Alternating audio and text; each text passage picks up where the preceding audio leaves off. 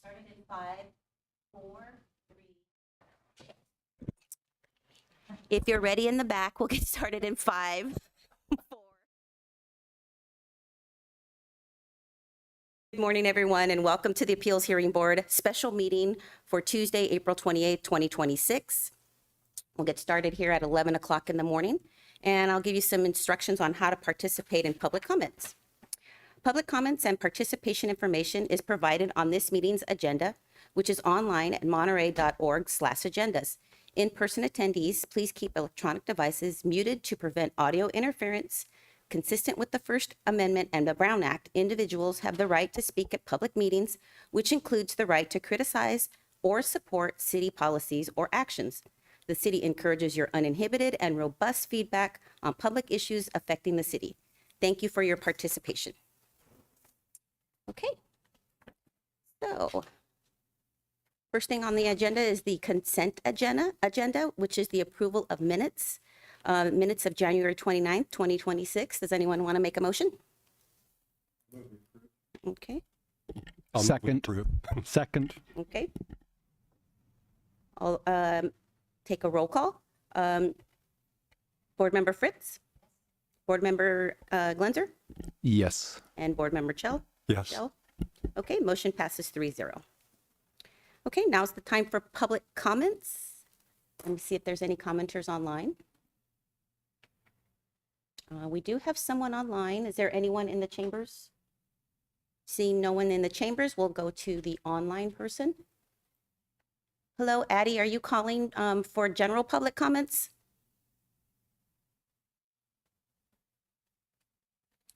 Addie online, are you just a viewer? Or are you calling for comments, general public comments? Just a viewer. Okay, thank you so much. Okay, at this time, there's no public comments. So we will go to disclosure of ex parte contacts for the board. Maybe we can do that for each hearing. So part of my interruption. Okay. We do have 2 public hearings this morning, and we'll take the first one up first, which is the appeal by Camille Calendra of the Forestry Division's decision to deny the application for removal of a coastal live oak tree at 675 Van Buren Street. And now the board can disclose any ex parte contacts, which means have you had any contacts, or whether written or in person or on the phone or otherwise, pertaining to this case outside of this public hearing that needs to be disclosed? I have nothing to disclose. Same here. Perfect. And then I'm going to make a quick statement. My name is Christine Davy. I'm the city attorney for the city of Monterey. I will be representing the Appeals Hearing Board in this case. And Assistant City Attorney Karen Kratley is representing the department. In order to ensure due process, we've installed an ethical screening wall. So I have not discussed this case with her or shared any information with her.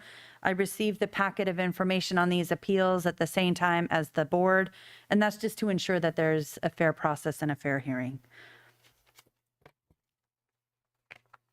And so next, if it pleases the chair, we'll go with opening statements. If either side wishes to make an opening statement.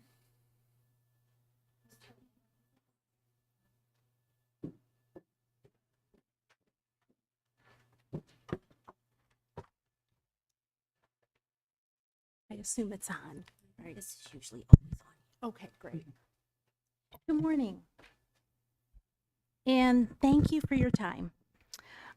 This appeal focuses on the proximity of the tree located next to the proposed new construction at 675 Van Buren. During the city's site visit, this was identified as the main concern as the proposed construction falls within the tree's drip line. Since submitting my appeal, I obtained an arborist evaluation from Frank Ono, and he concurs with the city's findings that construction will encroach into the tree's critical root zone and negatively affect its long-term stability and health. The tree is also located within a recorded sewer easement, which further limits long-term access and maintenance. Given these combined constraints, approving removal at this stage would help avoid foreseeable decline and the likely need for removal following construction. For these reasons, I respectfully request approval for the removal of the tree.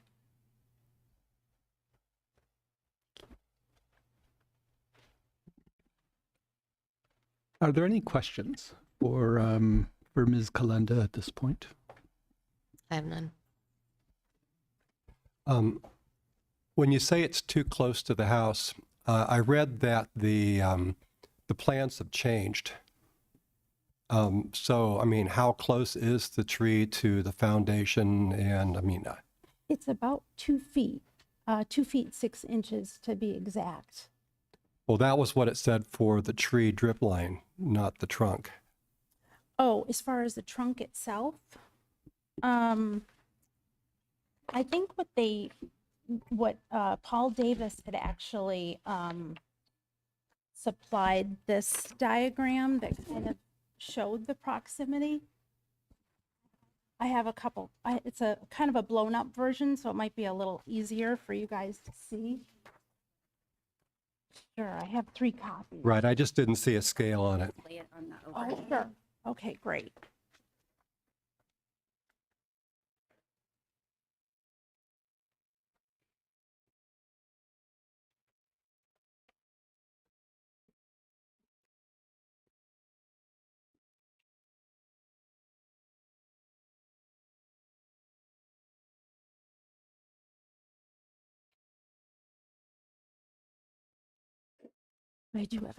I have a couple copies.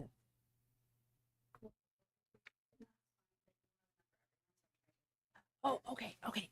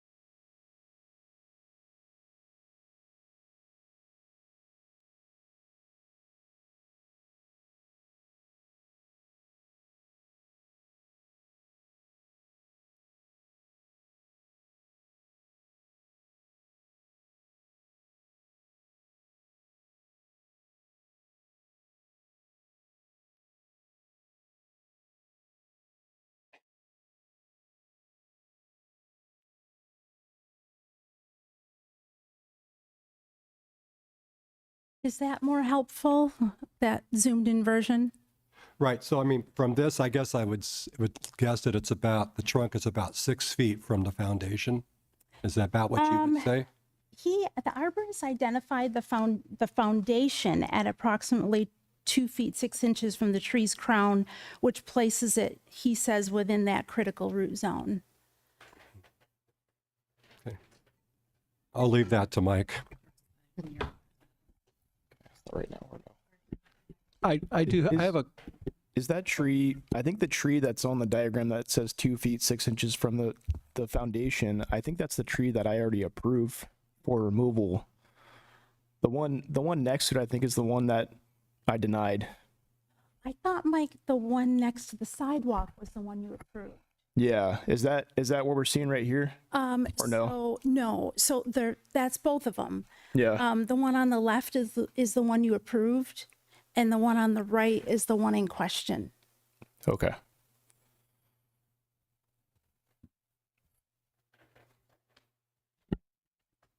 we can have time to ask Mike some more questions when he gives his presentation, I think. I have 2 questions. It's and they're from Mr. Ono's report, so I'm not sure if you'll know the answers to Okay. that. But I'm gonna ask away. Okay. He mentions in his report that there's a critical root zone and he uses the number 100 inches. And do you have any idea where that 100 inches data came from? There's nothing in the report to, say that I'm saying 100 Oh. because something.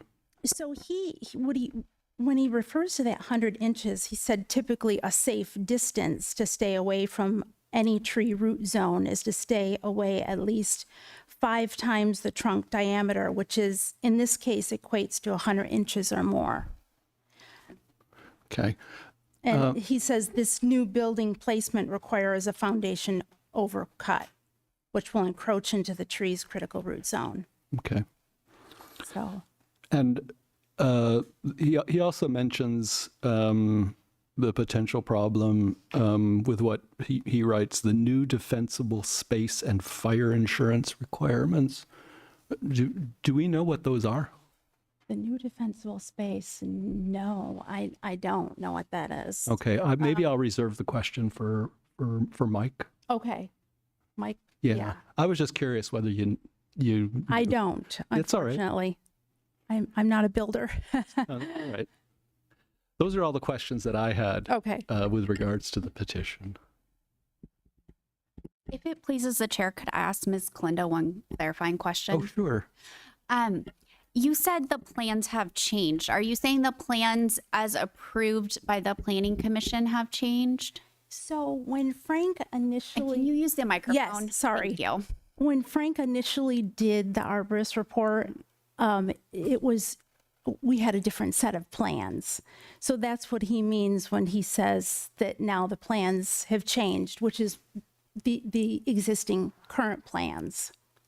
So the plans that were reviewed and approved by the Planning Commission that determined the tree was outside of the development proposal, those plans have not changed. Exactly. Those plans, yes, those are the most current plans are the ones that planning approved. Okay, thank you. Thank you. Well, let's make sure the microphone's on. Thank you. Mike, do you want to give a presentation? Thank you. Oh. You can have a seat. Okay.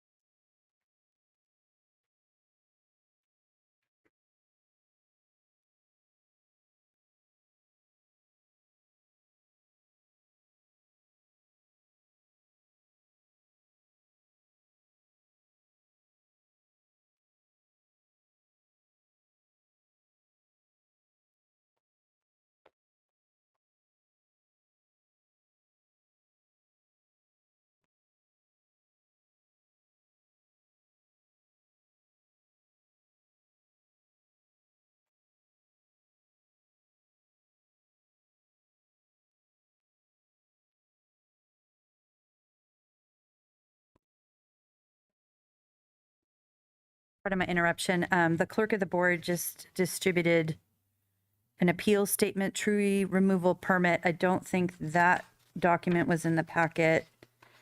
And she also distributed the report from Mr. Ono, which was in the packet as attachment 4. So we'll just make sure that the board reads the appeal statement before deliberating on this. Thank you.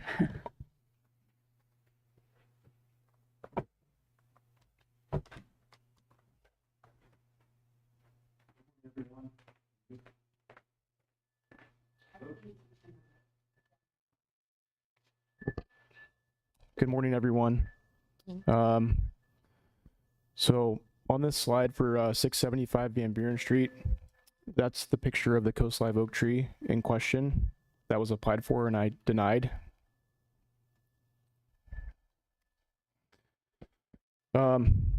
Monterey City Code, Chapter 37, Preservation of Trees and Shrubs. 37-1, Monterey's image is that of a small-scale residential community framed by a forested hill backdrop and drawing its charm from a natural scenic beauty. Trees within the city significantly contribute to this image. The Preservation of Trees and Shrubs Ordinance is intended to assure preservation of trees and replacement trees when removal is unavoidable. According to 37-8, no person shall remove any tree on any private property within the city unless the city forester has issued a permit. For city forester review standards, it would be condition of the tree. So if it's diseased, proximity to structures, insect infestations, there's like a presence of bark beetle or any kind of other insect that could lead to the detriment of the tree. Number of healthy trees on the parcel, the acceptance of mitigation measures, and the value and importance of the tree on the site and to the community of Monterey. The standards for the appeals of the forester's decision. So in addition to criteria related to tree health and safety, the board may render its decision based on the following standards: the visual prominence and importance of the tree on the site or in the community, the tree's contribution to the aesthetic beauty of the area, and the effect its removal would have on neighboring property values, the extent of concern or anxiety caused by the tree, and the acceptance of mitigation measures. Shown below is an overview of where the tree is located in relation to 675 Van Buren and the neighboring properties. As you can see, there's not a lot of canopy cover on that lot besides the two Coast Live oak trees right there by the sidewalk. One of the trees I've already approved for removal. So really there's just the one tree really left on the lot besides one cypress tree on the corner of the lot. But there isn't a whole lot of canopy cover on this current lot. Can I ask a question, Mike? Yeah. So the slide you just had an X on it. Is that the tree that you've already approved? No, that's the one proposed for removal that I denied. Okay. Yeah. The one I approved was in close proximity to the sidewalk, and the canopy wasn't looking good on it. The tree was in pretty poor health, so that's why I approved it.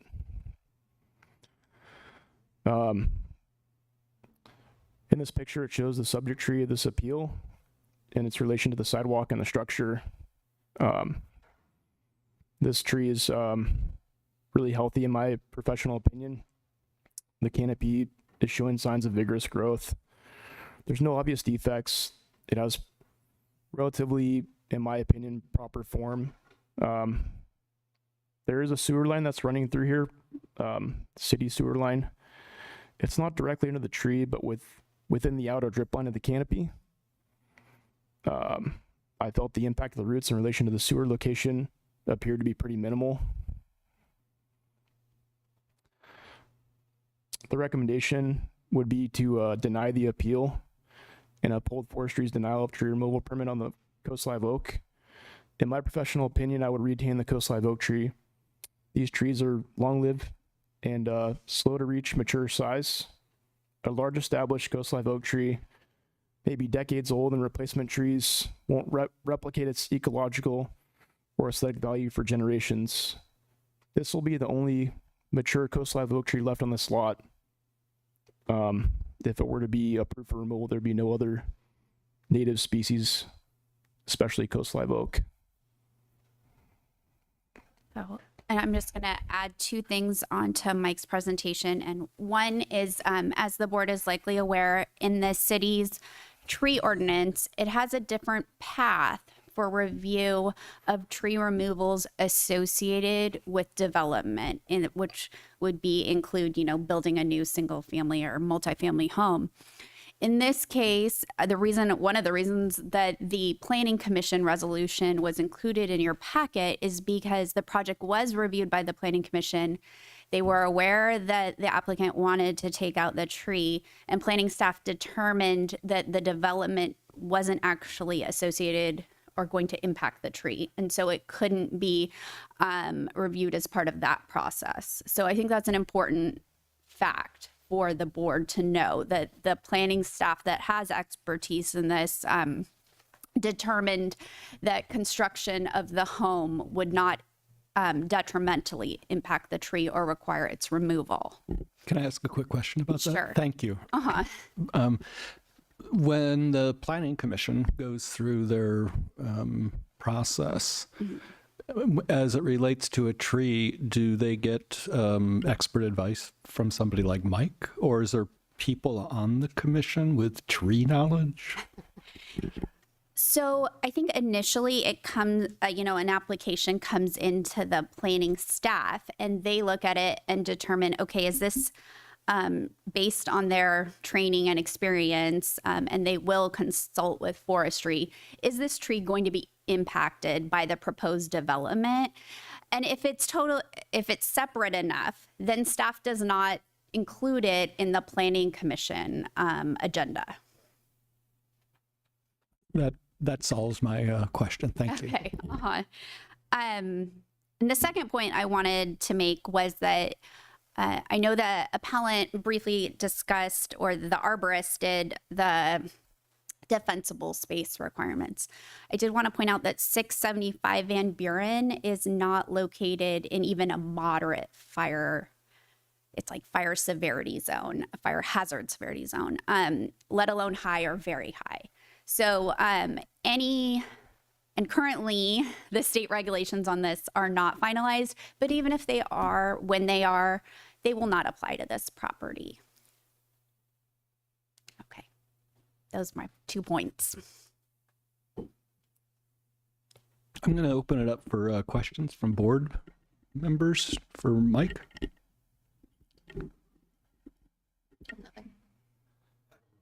All right, here I go. Mike, I'm going to ask the same question. This thing about 100 inches from the critical root zone. Do you know where that number comes from? Is that just everybody knows that? I believe that's an ISA Okay. number. Sounds accurate to me. All right. But even so, with the roots, we would want to expose, the roots to see what we're dealing with, what size roots would need to be pruned if needed. So that number is pretty far out from the trunk of the tree. That's basically, it sounds like it'd be almost out to the outer drip line of the tree. All right. And that 100 inches, the best that we can tell, would, it gets impinged upon by the foundation of the house. I think a little bit of it. Okay. It's on the outer drip line from what I could see, though. All right. Then my next question is about the root ball or whatever. What's it called? Is a root ball okay? Can I call it a root ball? Root ball, root plate. I mean, part of what is going on here, or at least part, is if there's damage to the root ball, then it enfeebles the tree and puts the tree at risk.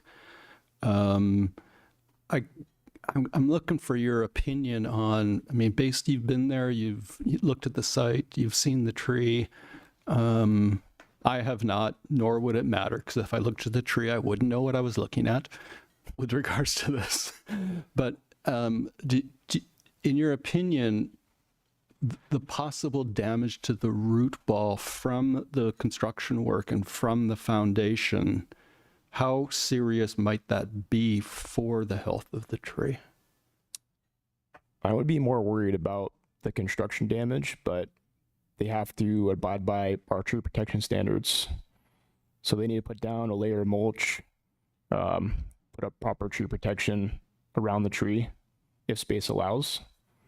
Right, but and then with regards to damage to the root ball subterraneanly from foundation work, it seems like it would be somewhat minimal because it's on the outer, the outer drip line of the tree. It's not like it's like, within a foot of the trunk where major roots would be impacted. So with what you know about coastal live oaks, what is your opinion about? And we're estimating here. I mean, we all realize that. it's a little bit hypothetical. In your opinion, if there is damage to the root ball, would it be serious enough to kill the tree? Or make the tree I think dangerous? from that distance, I don't think it would be severe enough to where it would kill the tree. Like I said, if it was closer and the roots were larger than needed to cut, then there would be a pretty severe impact on the health of the tree. And a lot of times construction damage takes a long time to take effect to where you notice, the overall health of the tree is impacted. Could be 5 years, could be 10 years. It's hard to say. Is there a possibility that as construction, I'm thinking more of excavation, not the above ground stuff. Oh, Is there a possibility that as the construction, the excavation happens, that we learn more about the actual size of the root yes. ball? Yeah, and then that we can look at typically it and we go, try to work whoa, hand in hand with there's something weird here. This root system is Yeah. a lot different, or Yeah, that's where we work hand in hand with the property owner and the contractors on site and planning department to look at the size of the roots that would need to be pruned. We wouldn't know until they actually excavated. right, but You that's know. a possibility, I guess, is what I'm asking. That Yeah. that the excavation starts, and then we actually know more, Yeah, certainly. and then it's possible that we would look at it and go, this seems unsalvageable. With the size of the roots, yeah, Given the way the root system is, exactly. pruning doesn't seem to be possible either. I mean, something down the road we could look at, if the tree's to be preserved. is this commonly done in excavation and construction? Yeah, It is. yeah. Okay. I think that's all I have. Thank you.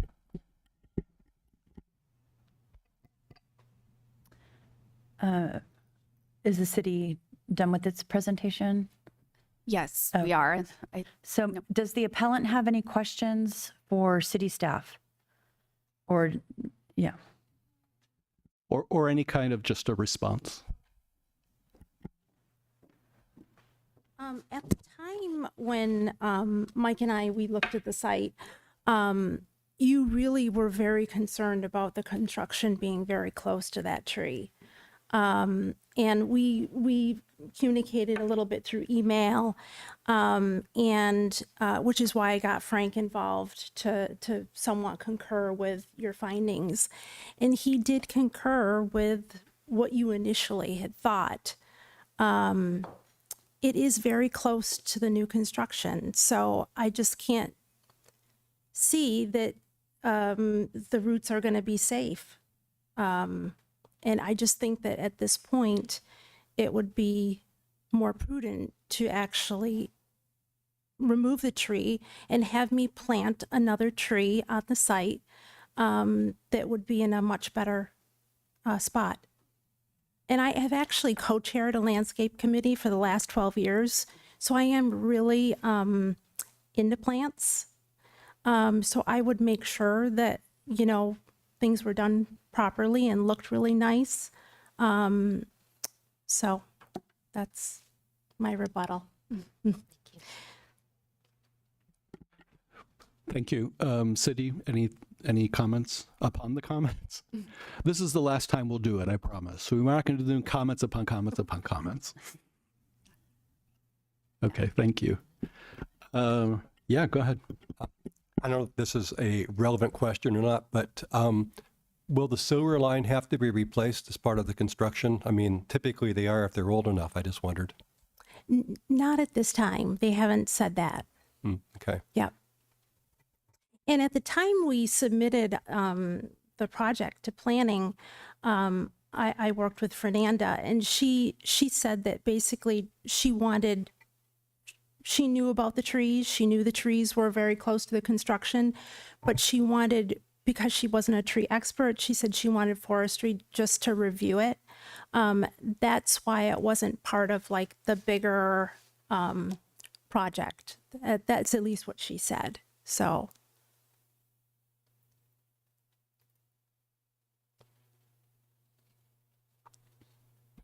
All right, thank you. I think you can be seated again. So at this point, I'm opening up for Public comments at this time? for public public comments. comments. Yes. Seeing no one in the chamber, let me see if the one attendee is, wants to speak. One moment. Hello, Addie, if you want to make a public comment about 675 Van Buren, please go ahead.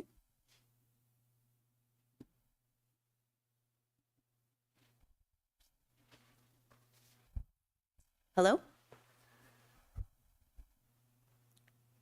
I don't believe, hello, Miss Addie, would you like to make a comment? Okay, I'm going to assume that she is just a viewer, as she mentioned earlier, and we will move on. At this point in time, we'll have a deliberation and vote. Floor, Just to make sure that everyone's had an opportunity to read the appeal statement that was distributed. Okay.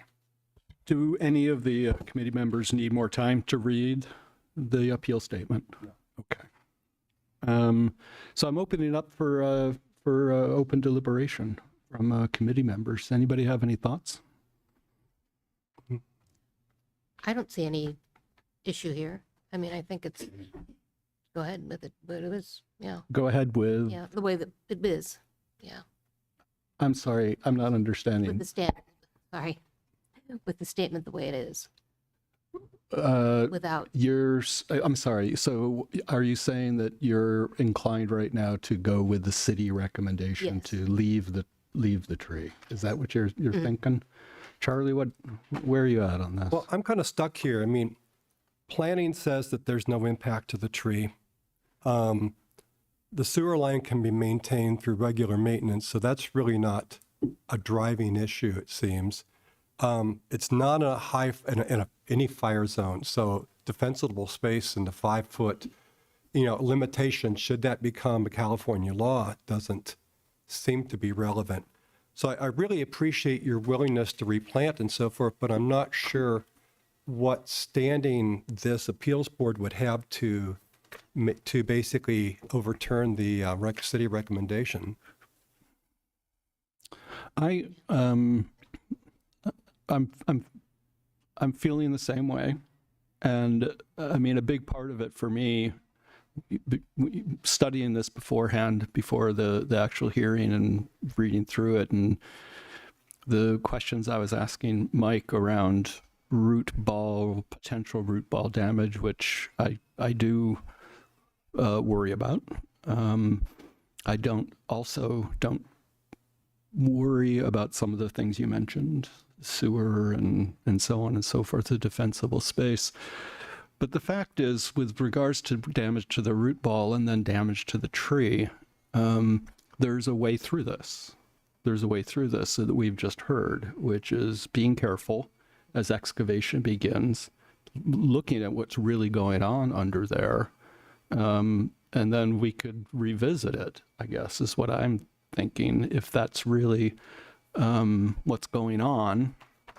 So, yeah, I'm very inclined to maintain the city's decision on this personally. I agree. Could we have a motion to accept the city's or deny we're making a decision to deny the application?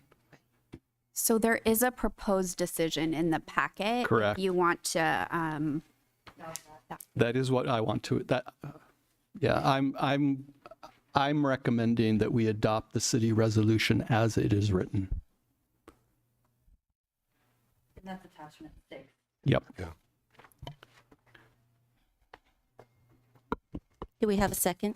I'll second. Okay, let's have a roll call vote. Board Member Shell? Sorry? You, we're voting at this point in Yes, time. I vote for. Okay. Chair Glenzer Yes. and Board Member Fritz? Yes. Okay, the motion passes 3-0.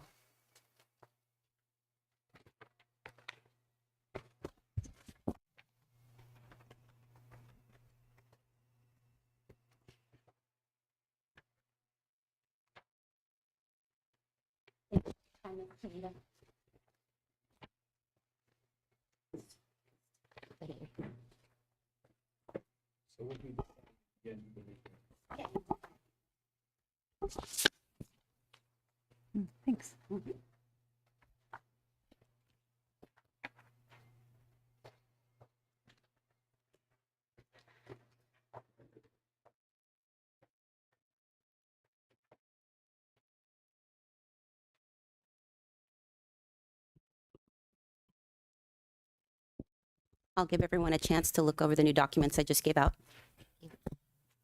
All right, so Chair Glenzer, whenever you're ready, you can introduce item number 3.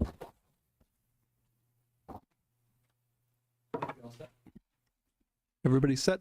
All right, let's commence with item number 3, which is appeal from Scott Waltermeyer for removal of a tree. Mr. Waltermeyer, why don't you go ahead and make a statement? And If we could, just before, just because it is a new item, so if there are any ex parte contact disclosures in relation to this case, if you could make those now. I have nothing to disclose. I have nothing. Nothing here. Okay. And similarly with the last case, I'm the city attorney for the city and am representing the appeals hearing board on this matter. And Assistant City Attorney Karen Kratley is representing the department. We have not discussed this case in any way, shape, or form or accessed each other's files or information. I received the information on this case at the same time as the board. And we do this to ensure that you have a fair hearing and due process. Okay, and then the way these typically go down is opening statements, and then you can do your presentation or call witnesses. I'm not sure if you have those here, but anyway. Wasn't sure what the process is for this. So does everybody have the pictures that have been sent a couple of weeks ago? Okay, so you can see this tree's hanging over our house and has been obviously since we bought the house, since, I don't know, 2013 or something, since we bought it. We have trimmed it twice to try to get it there. It's essentially, we're at the point now where we cannot tolerate it anymore from a safety perspective. This thing, it really started about 3 years ago when the rains were so much that tree gets waterlogged or gets heavy. I mean, most live oaks do. That thing bends down, it hits the house, scratches the roof, is right over the roof. We cannot trim it anymore. We don't even use, I mean, when the winds are going 45 miles an hour, it makes such a racket you can hardly sleep. My wife loves the tree. I think it's wonderful. We cannot tolerate it anymore. It's a safety issue. Again, we don't use half that house when it's in the middle of a bad storm. You mentioned, I guess it's Mr. Gell, mentioned the zone, the proposed zone 0 issues. This is really what finally got us to go back and try to get a permit. With the most recent fires, we thought, okay, with the zone 0 issues and the defensible space issues, is saying, you see that one picture, it's 28 inches from the house. It's about 18 inches or so from the eave. And like I said, when the winds are blowing and it's full of water, it scratches the roof of the house. Again, we just can't tolerate it anymore. You've seen the issues of mitigations. Again, we've trimmed this thing twice in the past 10 years. Mr. Tice Norton came out to the house. We looked it over. We talked about it. He saw the scenario. We discussed it. And he said, yeah, it's not good to have these branches of this size that close overhanging the house and also overhanging the neighbors' areas. He also recognized that there was no way to cut those large branches off because it's basically, it would imbalance the tree to the point where it really becomes unsafe, even though the tree is largely healthy. So there's really nothing more we can do. Mr. Norton said, well, it would be a conditional approval with the requirement to go plant another tree. And my comment to him was, if we could dig this tree up and move it 20 feet away from the house, we would do that, but we cannot. And so we're happy to plant another tree. One of the other mitigation issues or items of concern was, are there any other trees on the property? There is, you can see that one picture. There is another huge live oak farther back. So there's plenty of coverage. It's still there. We still have coverage. Again, we're happy to put another tree out there. It's just, we do not want to live in this environment anymore, and we shouldn't be required to. If anybody has questions, happy to discuss it. That's Thank basically you. Any questions from the committee? I guess I did, well, I walked by it with my dog. So yeah, I saw what you're seeing. And that, yeah, the tree has basically 3 primary branches, it looked like, from the street. And so you're right. 2 of the large ones overhang the house. The other one overhangs our neighbor. Yeah. It's just not good. Yeah.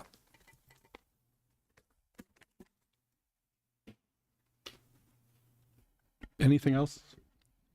I don't have anything. City?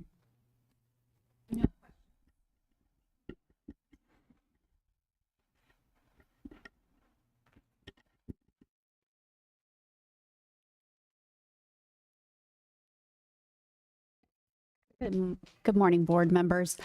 Staff asked me to give the presentation on this one. So I won't spend too much time on the background since you're very familiar with it now. Of course, we look to the condition of the tree. I think everyone agrees this tree is a healthy tree. And so the forester, particularly since it is such a large coast live oak, denied and really had no choice but to deny it. So we're here. And in addition to those kind of health and safety standards, you're also allowed to consider the visual prominence, the tree's contribution to the aesthetic beauty of the area, the extent of concern or anxiety caused by the tree, and the acceptance of mitigation measures. So here's just an overview. So you can see the tree in question.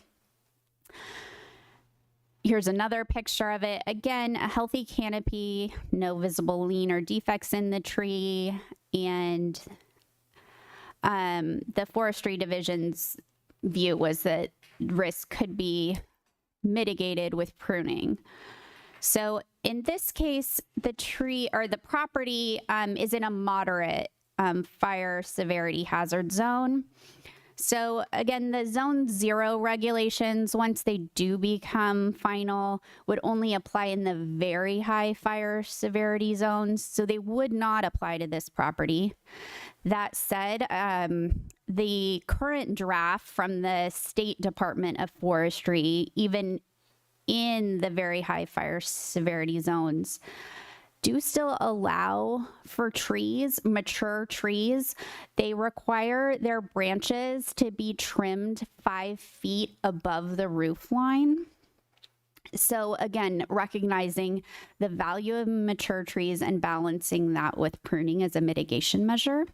So that's just the background on the state law. Again, it doesn't apply to this property. We've gone through the standards for the board to consider today. So staff's recommendation continues to be that in light of the aesthetic value of this mature oak, that the appeal be denied and you uphold the forestry decision. Any questions for the city? No, but I do have one question I forgot to ask for the appellate, if I could. Sure. It says on March 5th that the assistant forester requested an insurance cancellation letter. Really understand what that was all about. Nobody ever explained it to me, and that we didn't have an insurance cancellation letter. Okay. Never. I mean, you call the insurance company. It's they manage risk through price, right? So they admitted that they charge us more because you got a tree overhang in your house, and it's very close. And so when you're in a moderate fire zone, you pay more. That's how insurance works, right? It's not cancellation. We've never got it canceled. And I do believe that that picture that you were showing is a little bit incorrect. I think the one that you were showing was the larger tree that's behind the house. It looked a little odd, but there is actually 2 trees there. The one that I think was being pointed at was the one that was the large one that's farther away from the house. It's not going to be taken down. It's the one that's right up next to the house that's going to be taken down, or that needs to be taken down. We have no desire to take down the larger tree. Yeah, just so you know, I wasn't confused when I saw the photo. It was clear to me that there were the Okay, 2 trees. all righty. It's just It looked like from what I was seeing, they were looking at the bigger one. yeah. Anything else? Right. I'm going to open it up for board deliberation committee. Before that, we should probably do public comments on this. I keep forgetting. That's okay. And Go I'll ahead. just, if it's okay, if I just check real quickly, if the appellant has any other questions of city staff or anyone else, or if that was, your presentation is complete. I do have, it's a risk management issue, right? And so it's hard for me as the person who lives there, seeing this thing scratching our roof when the wind's blowing, making those noises where you can't hardly sleep. You're worried about it. I don't understand from a, you can just say that, okay, the tree appears healthy. Never denied that. But that's kind of irrelevant here. The issue is whether or not we are safe in our house. And it's really our determination to make that call, not somebody else's, in my opinion. And so we ought to be able to make reasoned decisions within our own home as owners and people that live there on what is and what is not safe. It's just not. It's not comfortable. My wife is not comfortable there. We don't even use that part of the house when those winds are blowing 40 miles an hour. It's scary. Okay, so that was sort of more commentary on the case, and so I think we should offer the city an equal opportunity if there's anything to add.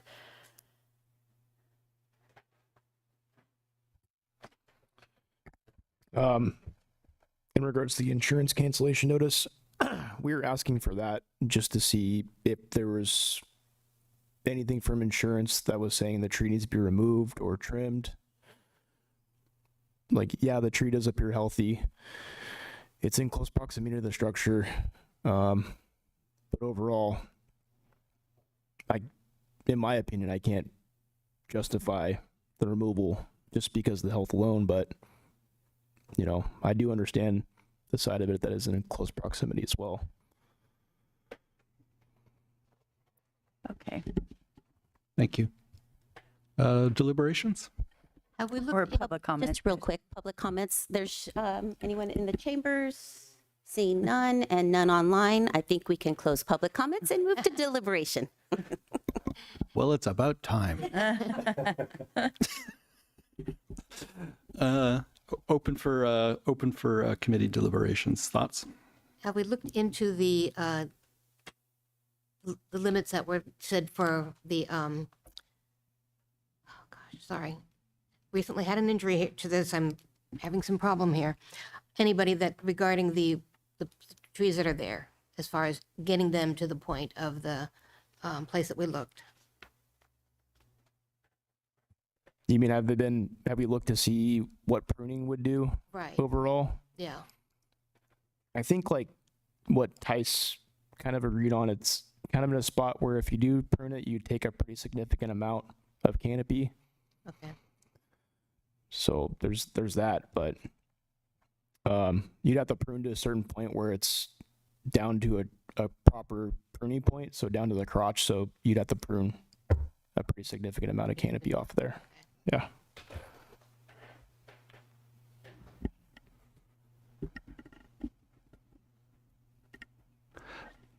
I'll just, the way I'm thinking right now, I mean, one of the reasons we do this is we can help each other work through what we're thinking.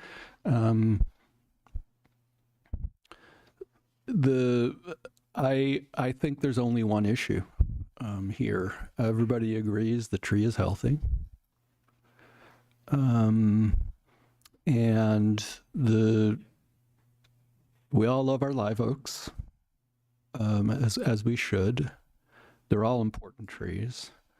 I mean, for me, the big thing here, and it is within our purview as a committee, and it was well stated. It always is. The kind of pain and suffering and anxiety and so on and so forth that the homeowner is experiencing, it is okay for us to take into consideration. I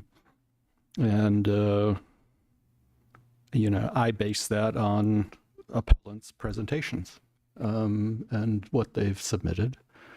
So I honestly am inclined to not go with the city's recommended decision, which is to leave the tree.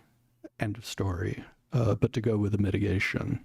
In other words, take the tree down and ask Mr. Walter Meyer to plant 2 trees in his yard, if that makes sense ecologically. And can the yard handle 2 trees, or could it only handle 1 tree? I don't know the answer to that question, but that's where I'm leaning right now, you guys. I agree. I think you've demonstrated that you've been taking steps to prune the tree, keep it trimmed.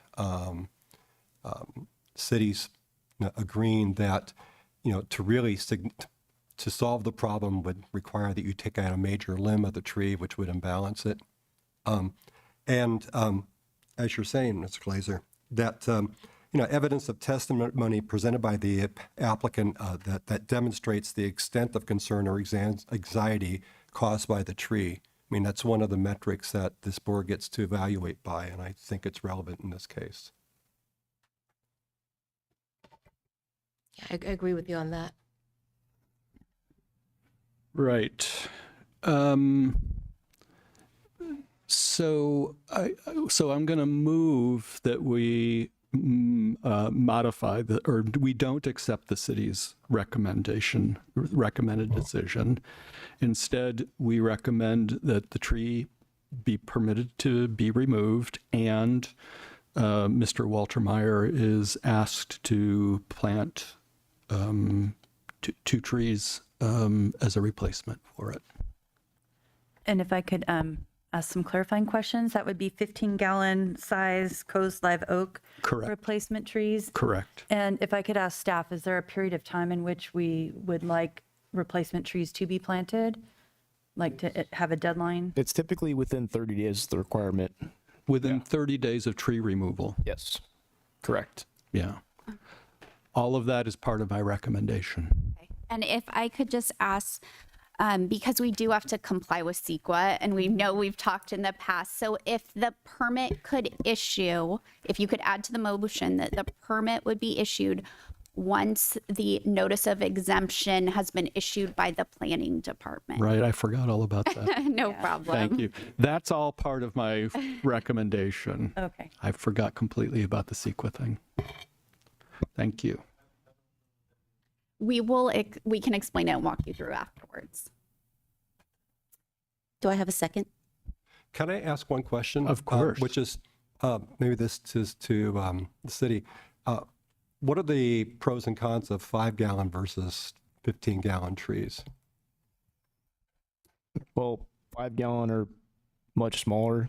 If you have 15-gallon, I feel like it's, for example, like deer or lack of water. 15-gallon is a larger canopy size, so it's able to get established, in my opinion, a little bit better. It's already a larger size tree. A lot of times 5-gallon deer could eat the canopy on it, scratch it up, or just a little bit of lack of water and the tree could die a lot quicker. I'll second the motion. Okay. Roll call vote. Board Member Chell, Yay. Board Member Fritz, Yep, yay. and Chair Glenzer. Yes. Okay, the motion passes 3-0. And I believe with that, we can bring our proceedings to a close.